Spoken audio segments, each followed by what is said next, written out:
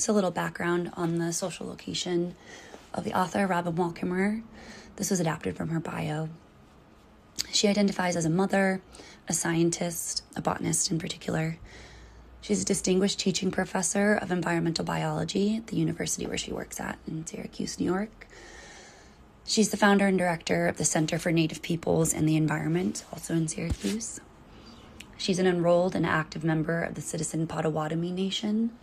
The Potawatomi are a part of the Three Fires Council, composed of 3 Indigenous groups, the other 2 being the Ojibwe, the Keepers of the Faith, and the Odawa, the Keepers of the Trade.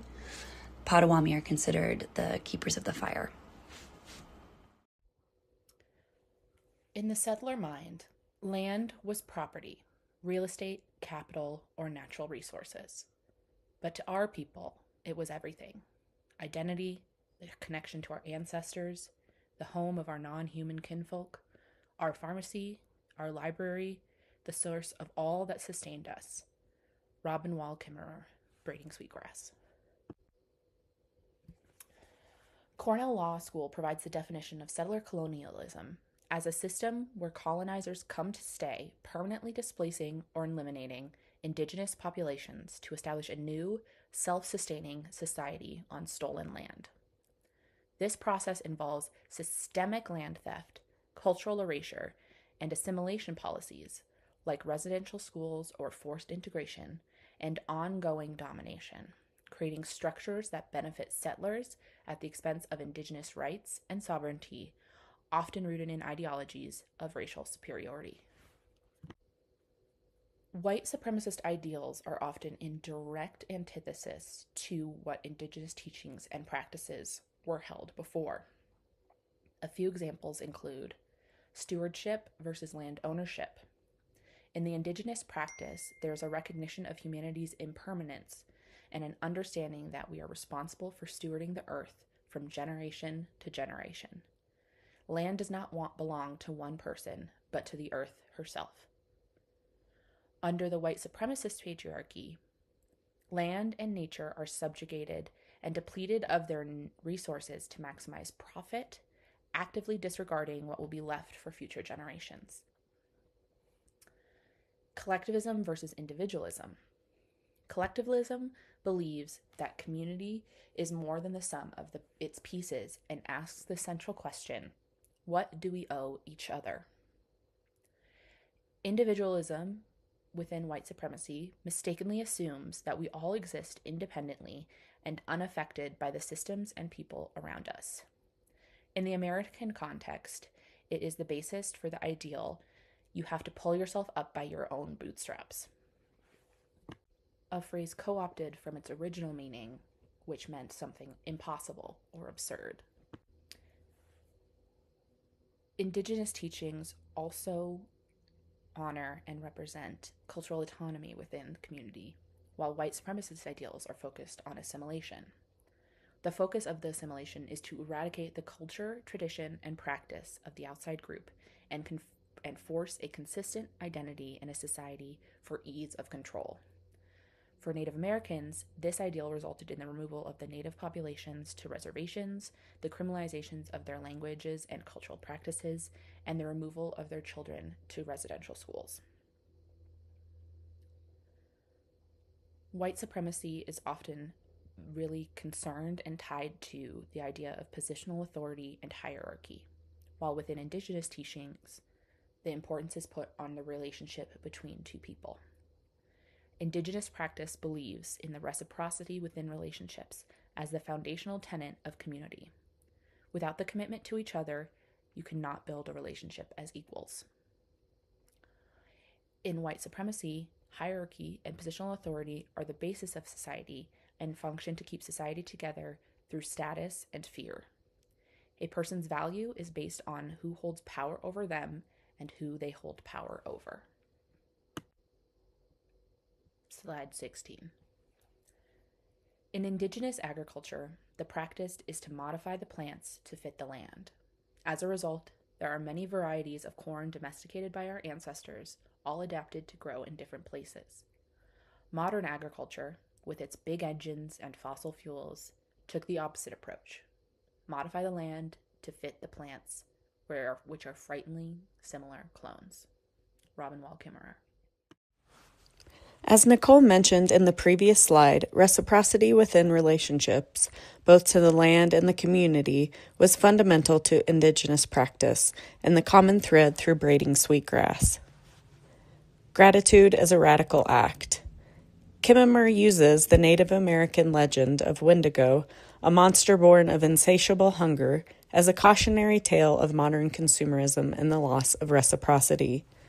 The Wendigo mindset reflects the colonial consumer versus a mindset of reciprocity that was valued by the Native Americans. This contrast of mindsets can be seen as follows. The colonial settler viewpoint of scarcity, that there is never enough and one must conquer to gain more resource sources, versus the Indigenous perspective of abundance, that the earth will always provide when we practice good stewardship. The viewpoint of land, colonial settler view of land as property and as an individual right, versus the Indigenous perspective of being in relationship with the land or other people, that there is always a giver and a receiver, which creates a cycle of gratitude. Consumer versus active gratitude. The colonial settler identity is defined by domination, accumulation, and ownership, whereas the Indigenous perspective of the world is one of a gift economy, that we are a participant in our relationship with the land. And this sense of responsibility and relationship shifts the mindset of consumerism to one of gratitude. And ultimately, it is this gratitude that defeats the Wendigo monster. Reciprocity as the Three Sisters. Kimmerer presents the idea of the Three Sisters as a blueprint for the world, a map of balance and harmony, as a means for advancing beyond the detrimental effects of colonialism. Traditionally, the Three Sisters were a grouping of corn, beans, and squash. In its physical manifestation of reciprocity, each plant provides exactly what the others lack. The corn provides a natural trellis for beans to climb, while the beans fix nitrogen to the soil to allow for fertilization, and the sprawling squash leaves act as a living mulch to retain moisture and suppress the weeds. The Three Sisters exemplifies the concept that each plant or person holds the responsibility for mutual flourishing of the other, that the group as a whole thrives better together than the individual alone. This concept is contrary to the colonialist perspective that individuals are entitled and inherently separate from the community and land. Reciprocity as the honorable harvest. Contrary to the colonial perspective of take everything, Kimmerer, in accordance to Indigenous philosophy on sustainability, introduces a set of underlying rules for taking from the earth called the honorable harvest. This includes asking permission before taking. We are acknowledging the sovereignty of all things. Never take the first, never take the last. This is rooted in respectful harvesting to allow for propagation. Take only what you need and minimize harm when taking, and give a gift of gratitude in return. This gift of gratitude continues the cycle of reciprocity. Going into the honorable harvest a bit more, Kimmerer says, the guidelines for the honorable harvest are not written down or even consistently spoken of as a whole. They are reinforced in small acts of daily life. But if you were to list them, they might look something like this. Feel free to go through and read some of these. They're really beautiful and can spark some thought onto how we can use small acts to embed reciprocity in our lives. I'm going to look at a couple of them in my next slide on what reciprocity requires. Just a few things where I was able to pull out was responsibility, justice, and gratitude. So looking at responsibility, the Honorable Harvest teaches that responsibility extends beyond the present moment and it begins before action. So there are longitudinal results of gratitude, and it can actually begin before, in that sweet spot between making a decision and acting. So 2 of these aspects came from the Honorable Harvest. Don't take the first and don't take the last. My interpretation was that the first is a sign of abundance, not necessarily an invitation to take.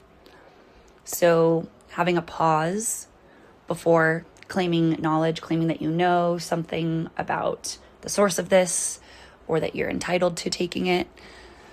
Listen before speaking. In the Honorable Harvest, the wise ancestors recommended asking permission, listening. And I thought these also applied outside of a harvest situation, can apply to colonialism, or if you're, talking with someone that you're not super familiar with, familiarizing yourself with the context of your understanding and access. And that also means with your lack of understanding, or could be lack of access either, but just giving yourself a context of what you are taking or receiving. Connecting it to colonialism, those with more power are often positioned to take first. They might have access, they might have privilege, which allows them to gain access first, which then means marginalized individuals and communities are often the ones who are left with what remains. And then the inverse, don't take the last. By not taking the last, it ensures long-term continuity and regeneration of a population, of a species, of a particular crop. And it values long-term continuity over short-term gain. And by not taking the last, it's also leaving space for others to take, especially those from marginalized communities and those with less access. Those with greater privilege, access, opportunity, etc., they have the higher capacity to take. So they also have more responsibility to refrain. Looking at justice, there was a presentation that Kimmerer gave on reciprocity through Braiding Sweetgrass. And one of this quote was from her presentation. Justice is giving the precise equivalent of what he has received. Kimmerer discusses justice as a social construct that's informed by culture, not something that's biologically inherent to human beings. So different cultures think differently about what constitutes justice and wrongdoing. The culture that Kimmerer comes from views violations of justice and community standards as violations of balance. So in instances of wrongdoing, the focus is not on the offense, but it's more so on the offender and the offended, the relationship between those two, and how you can foster healing between them. So by taking the emphasis off of the offense, but instead focusing on the humans, it actually can foster more restoration, more healing, and therefore more justice. So my question was, what would it look like if we used this humanistic approach within our own justice system? This next slide was a couple examples of how we see this humanistic approach. I wish there were an abundance of examples, but these are just 2. I came across this Quilters documentary a couple weeks ago, and it's just about a group of men in a prison maximum security prison, who are a part of this restorative justice quilting program. And it's only 30 minutes. You can truly see the impacts and the healing effects of focusing on the humans involved. In this documentary, they don't even talk about the offense. It's not even a part of these people's identities in this particular context. And you can see how empowering that is. And I just thought it was a really beautiful example. And then this was an article I came across a while ago too about this new program at a prison in Maine, which allows inmates to have remote jobs while incarcerated. And it offers a ton of opportunity, redemption, dignity in exchange for meaningful labor and a contribution to society. These people come out of their incarceration with some savings a lot of the time. It's just an example of what could be put in place with a little more thought to healing and restoration. And then the last piece of what reciprocity requires is gratitude. This quote I thought was powerful.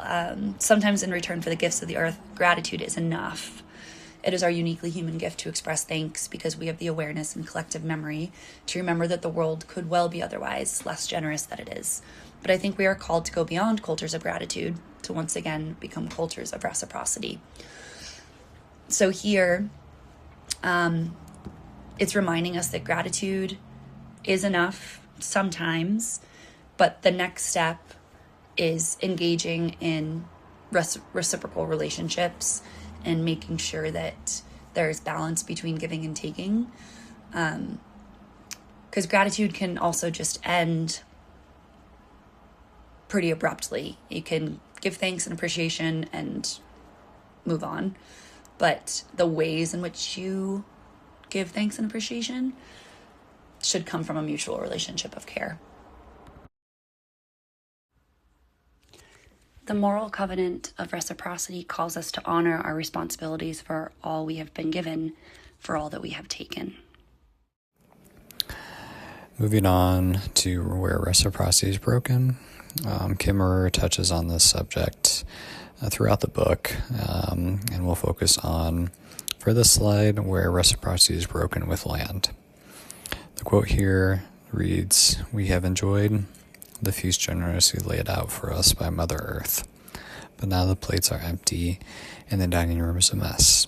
It's time we started doing the dishes in Mother Earth's kitchen."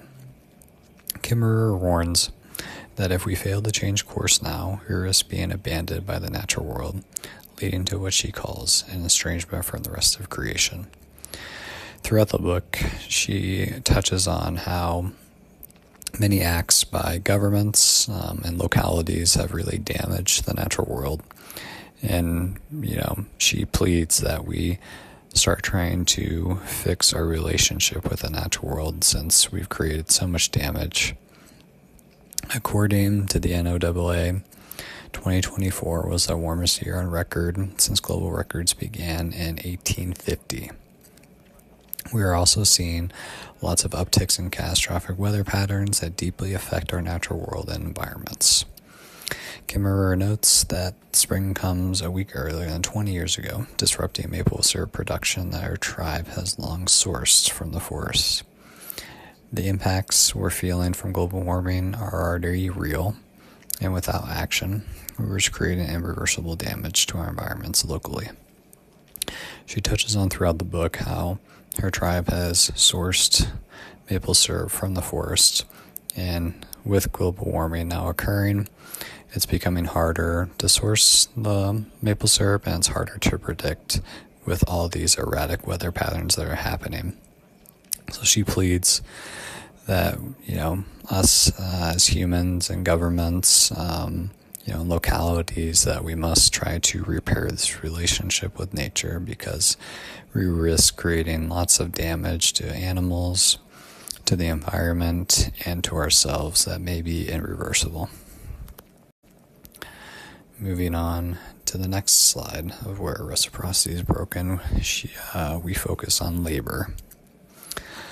A quote from the book says, "It's funny how the nature of an object, let's say a strawberry or a pair of socks, is so changed by the way it comes into your hands, either as a gift or as a commodity." Kimmerer touches on how gift-giving is described as like an act of love and effort, making the exchange personal and rooted in connection between others. rather than monetary value. In contrast, capitalist society disconnects us from this process by encouraging purchase gifts that often lack personal meaning or intention. Throughout the book, Kimmerer really hones in on how, Indigenous cultures really focus on, creating a gift for someone else. And it's an act of love when they give this gift to someone. And, I think oftentimes in our society, capitalism, companies like Amazon and huge stores, we're kind of lost in this cycle, that Indigenous peoples use to kind of show love and show effort for another human being. We can just go to a store or click on, a website and just have something ordered. So the process is very informal, and it's not really personal. It really lacks a lot of the meaning and intention that otherwise would go into creating a gift. Another quote that really focuses on labor and where reciprocity is broken is rather than the value of the goods being exchanged. Native Americans value relationships of other people, exchanging with participants in an economy by collecting personal debts rather than material wealth. From the Virginia's Encyclopedia, in contrast with our capitalist commodity exchanges, which center on buying and selling goods at marketplaces, or big stores, websites. A gift economy model fosters deep connections and emphasizes relationships and reciprocity. There's, many examples in the book where, Kimmerer is, engaging in the process of creating gifts, learning the process of how to create like a basket was one example, and the time and effort that goes into it, and the respect that one has to have for nature when creating a gift, because a lot of times they would source these things from the land, from the forests, and they had a lot of respect for the materials that they were sourcing, and the process of creating the gift. It wasn't easy to create a lot of these gifts, but through time, effort, and patience, they were able to create something that was long-lasting and had a lot of meaning.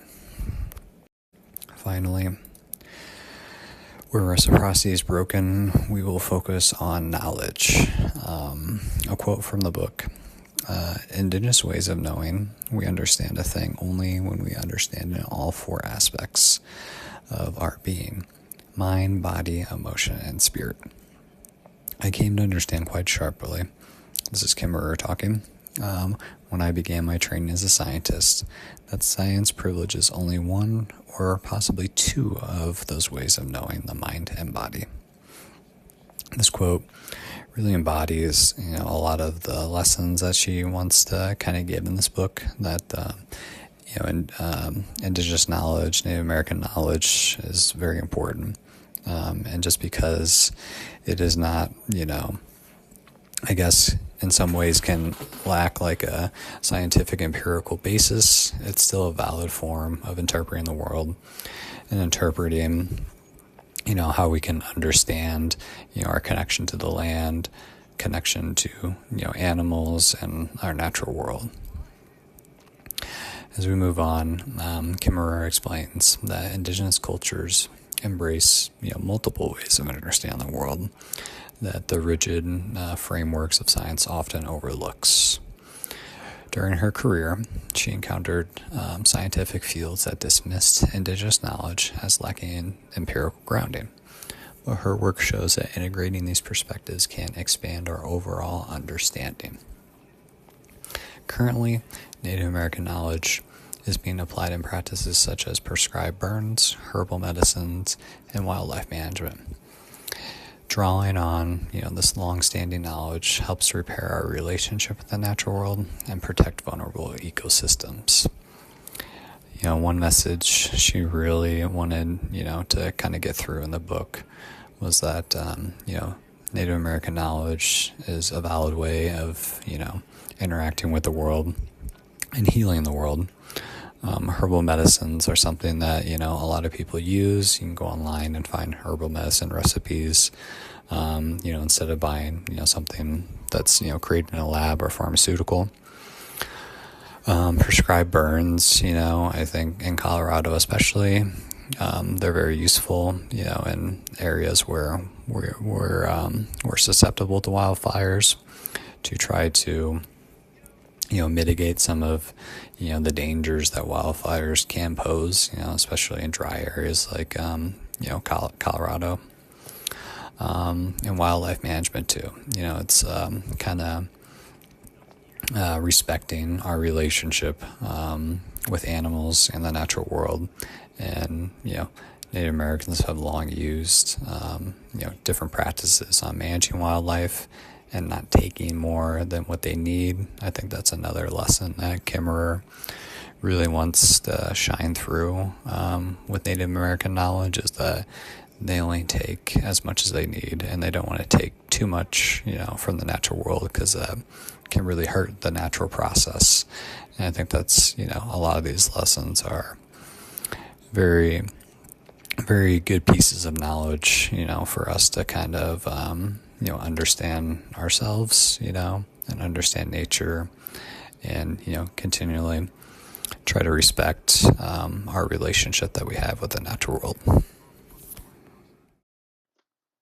To wrap up our presentation on settler colonialism and Indigenous perspectives through grading Sweetgrass, some questions that we came up with as a group for further reflection were: where do you see reciprocity in your daily life? Discuss a current issue where you see reciprocity interrupted. Describe how reciprocity can benefit the social worker-client relationship. And maybe you can think of some ways that you can commit to small acts of gratitude in your life to foster community and reciprocity. This one final quote from Braiding Sweetgrass, talks about some ways that we can do this. You can read the whole thing yourself, but Kimmerer says we could do it through gratitude, through ceremony, through land stewardship, science, art, and in everyday acts of practical reverence. So this sparked some good conversation with the group about the ways that we see it in ceremony and ritual and tradition. In the book, they talk about how one of her relatives dumps out some coffee onto the earth every morning in order to express reverence and gratitude for the bounty of coffee. So maybe you can think of some other ways that you, even through small acts, see reciprocity and gratitude show up in your lives, or how you could improve that. And then lastly, we just have our references. So thank you all for taking the time to see our presentation.